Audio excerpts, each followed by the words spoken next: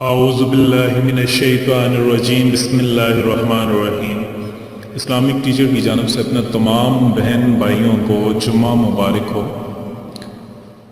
آج کے دن بہت فضیلت والا دن ہے۔ آج جمعہ مبارک کا دن بہت ہی زیادہ فضیلتوں والا، بہت ہی زیادہ عظمتوں والا ہے۔ حضرت ابو ہریرہ رضی اللہ تعالیٰ عنہ بیان فرماتے ہیں، نبی اکرم صلی اللہ علیہ وسلم نے ارشاد فرمایا، جمعے کی راتوں کو باقی راتوں سے قیام کے لیے اور جمعے کے دن کو باقی ایام سے روزے کے ساتھ خاص نہ کرو۔ اگر کوئی شخص روزہ رکھتا ہے تو وہ روزہ اس دن آ جائے گا۔ اب اتنی اللہ پاک نے اس کو فضیلت عطا کی ہے کہ جمعہ مبارک کو اگر جس طریقے سے اس کے فضائل بہت بڑے ہیں، اس دن اس کی نماز چھوڑنے کے عیدیں بھی بہت ہی بڑی ہیں۔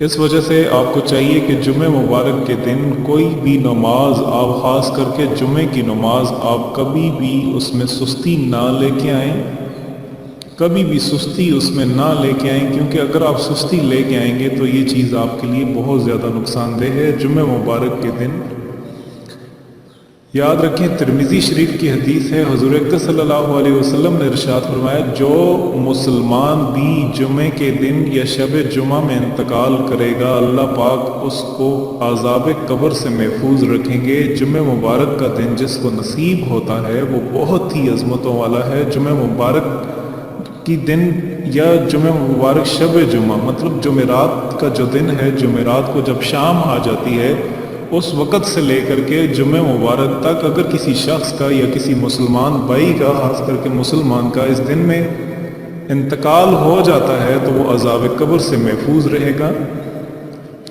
عذاب قبر آپ خود دیکھ لیں کہ اللہ پاک ہر مسلمان کو اس چیز سے بچائے۔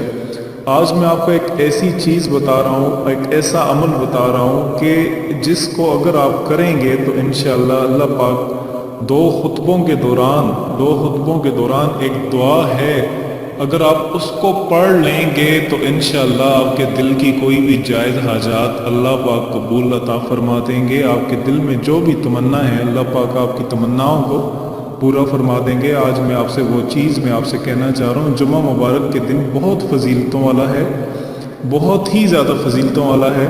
جمعہ مبارک کے دن جب خطبہ شروع ہو جائے تو آپ کو یہ چاہیے کہ آپ مساجد میں جائیں، علماء کے پاس جائیں، علماء کیا کہہ رہے ہیں اس کی فضیلت آپ کے پاس جائیں۔ اکثر لوگ ہم اس وقت جاتے ہیں جب علماء کا بیان ختم ہو جاتا ہے، جب عالم اپنی بیان ختم کر لیتا ہے، وہ ایک میسیج دینا چاہ رہا ہوتا ہے کہ نوجوان جنریشن کو، لیکن آج کی نوجوان جنریشن ہمیشہ اس وقت علماء کے پاس جاتی ہے، ہمیشہ اس وقت بیانات سنتے ہیں جب بیانات ختم ہونے کی، اور حتیٰ کہ جمعے کی نماز کی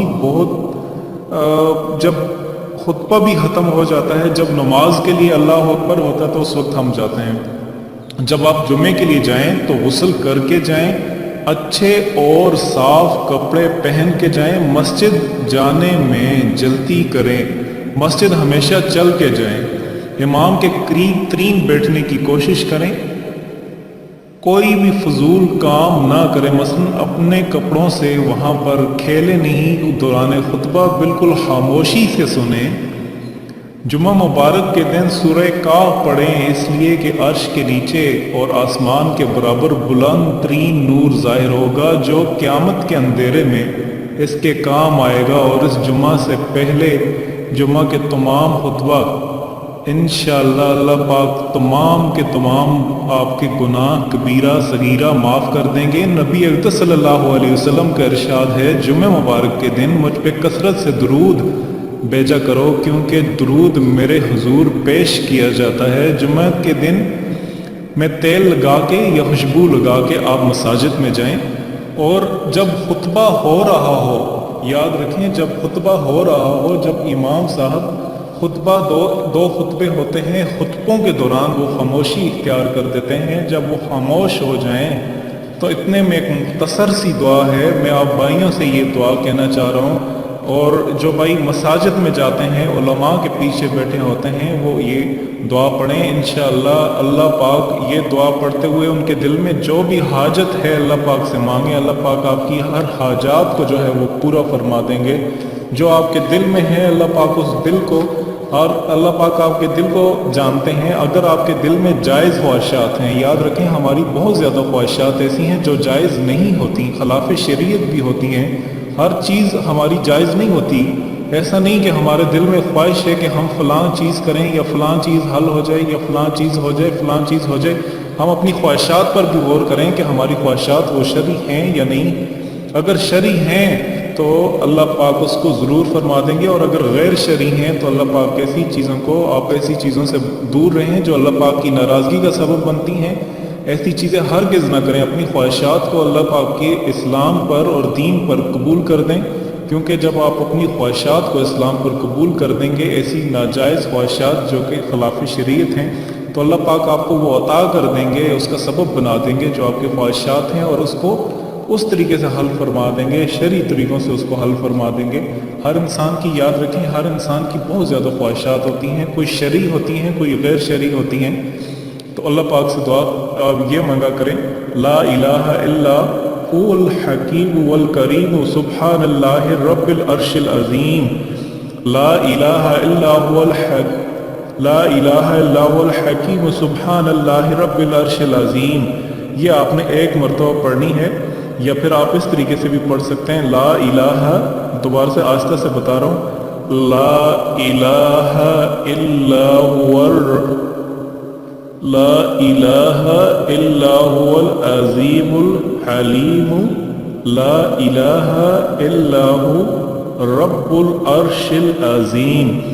لا الہ الا هو العظیم الحلیم لا الہ الا هو رب العرش العظیم.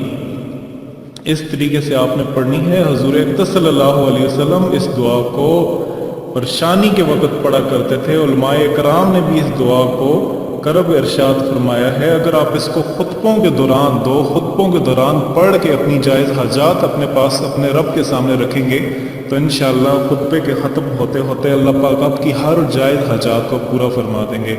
آخر میں دوبارہ سے میں یہ دعا پڑھ دیتا ہوں، لا الہ الا هو العظیم الحلیم لا الہ الا هو رب العرش العظیم. یہ پڑھ لیں. اگر دعا آپ کو پڑھنے میں مشکل ہو رہی ہے تو اللہ پاک کے یہ 3 نام ہیں، یا غنی ہو یا فاتح ہو یا رازق ہو. اس کو آپ 3 مرتبہ پڑھ لیں، یا غنی ہو یا فاتح ہو یا رازق ہو، یا غنی ہو یا فاتح ہو یا رازق ہو. یہ پڑھنے کے بعد کیونکہ مختصر سا وقت ہوتا ہے، صرف 1 منٹ کا بھی جو ہے، 1 منٹ میں آپ جو مانگ سکتے ہیں جائز حاجات اپنے رب سے مانگیں. انشاءاللہ خطبے کے ختم ہوتے ہی آپ کو خوشخبری مل جائے گی، آپ کی ہر جائز حاجات اللہ پاک قبول فرما دیں گے. اللہ پاک تمام گناہوں کو آپ کے معاف فرما دیں گے. اور باقی جمعہ مبارک کی بہت زیادہ فضیلت ہے، جلدی سے جائیں، اور جب خطبہ ہو رہا ہو تو یہ چیز آپ لازمی پڑھیں. آخر میں تمام بہنوں سے گزارش ہے، بھائیوں سے گزارش ہے کہ آج کے دن اس ویڈیو کو اتنا زیادہ پھیلا دیں، اتنا زیادہ پھیلا دیں کہ ہر مسلمان اس کو دیکھ کر کے یہ اپنی جائز حاجات اپنے رب کے سامنے پیش کر سکیں. اور آخر میں آپ سے ریکویسٹ کرنا چاہ رہا ہوں کہ اس ویڈیو کو صدقہ جاریہ سمجھ کے شیئر کیجیے گا، اور اس طرح کی مزید اچھی ویڈیو کے لیے ہمارا چینل